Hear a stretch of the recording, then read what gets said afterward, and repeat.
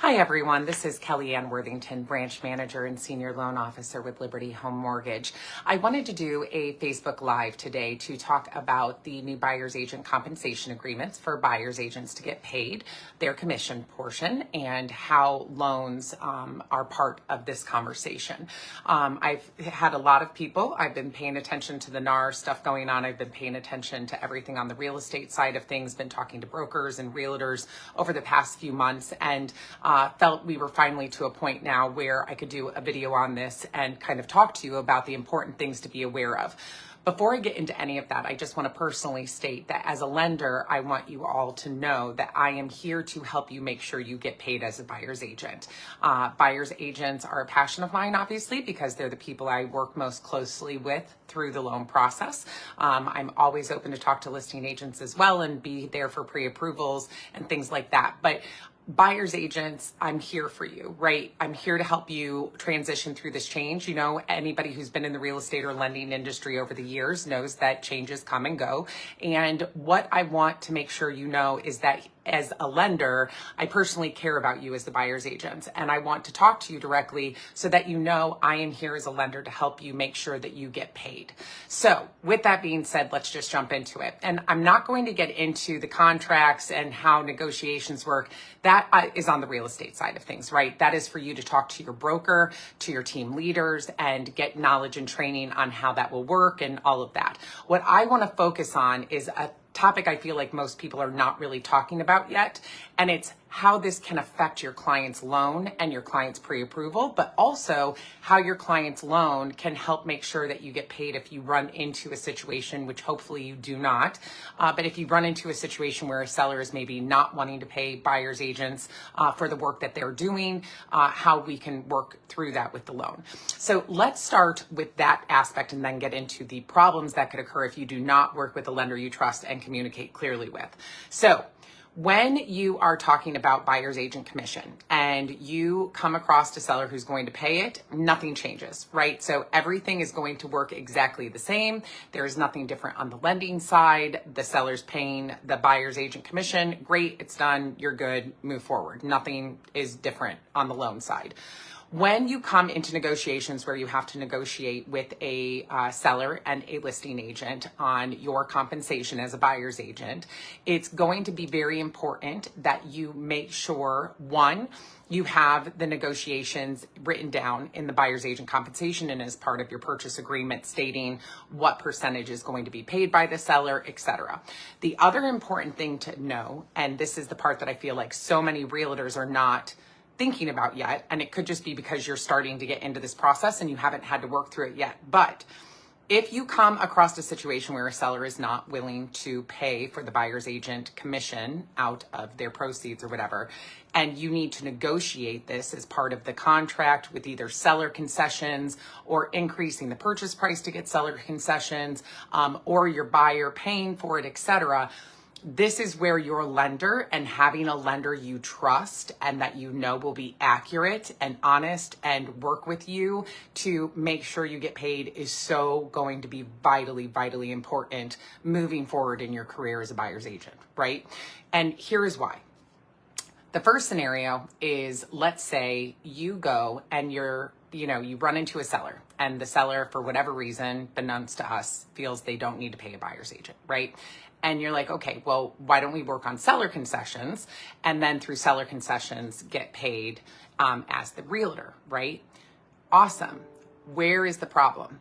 The problem lies that most people don't realize, because they've never had to talk with a lender about it, that seller concessions are not an absolute guarantee through the loan, meaning that it's not guaranteed that they're going to be allowed, that they're going to be approve eligible, right? So the best example I can give you is sometimes we have clients come to us, right? And they're limited in funds. And so we're trying to find out how much they're going to be contingent upon seller concessions that they need in order to get the loan approved, meaning how much money do they need from a seller to get approved? So one of the things we come across every once in a while is that a buyer might be approved with 4% seller concessions, but the second we try in the system to say they're going to get 5%, the loan gets denied and they can't get the 5%. These are things you wouldn't be aware of as a realtor because a lender would never have to talk to you about that part, right? It's just part of our pre-approval process. Why this matters for you, right? Let's say that you have a client, right? And we'll even go conventional, okay? Let's say you have a conventional client and they are not contingent upon seller concessions. And you go and you get 3% seller concessions for your client, and you come back and you're like, Kelly, we've got 3% seller concessions. Here's our accepted offer. And you haven't checked with your lender prior to negotiating this. And the lender goes in and they put the loan in and they put the seller concessions in and they run it and it denies it. Now, will this happen a lot? No, typically seller concessions are allowed, but it's all based on how the government sees the risk file of the client and whether they will allow those additional funds to be paid by a seller or not. And then all of a sudden it could come back and say no, and you can't get compensated by the seller concessions. That's one example. Another example of why this matters to talk with your lenders ahead of time, right? Let's say you have a client and you are conventional and they're contingent on 3% seller concessions, and you work with the seller and you're like, great, we're going to increase the purchase price. The seller's going to give us 5% seller concessions. Well, now you run into a problem because a conventional loan, and it depends on the down payment of the conventional loan, but if you are not putting more than 5% down, conventional loans do not allow more than 3% in seller concessions, maximum. Right? So how it works is if you are at, you can get 3% of the purchase price if your loan to value is under 10%, meaning they're putting less than 10% down. When you go above 10%, it can increase to 6%, 9%. But until you're at that 10% mark, your buyer is not allowed conventional to get more than 3% seller concessions. So if they're already contingent on needing 3% in funds from a seller for their own closing of their loan, and you try to get more than that, they're not going to be able to go conventional because they don't have enough allowance from conventional, right? So it's important to understand that each loan type has a different amount of seller concessions that it will legally allow. And then on top of it, like I discussed in the scenario right before this, you have to make sure that the seller concessions are going to be approved through the automated underwriting system. So for example, if you are sitting there with a buyer that's FHA, for example, and they're contingent on 4% seller concessions to close their loan, and then you're trying to get your 3% buyer's agent commission or even 2% in there, and it won't allow that, then you can't get your compensation, right?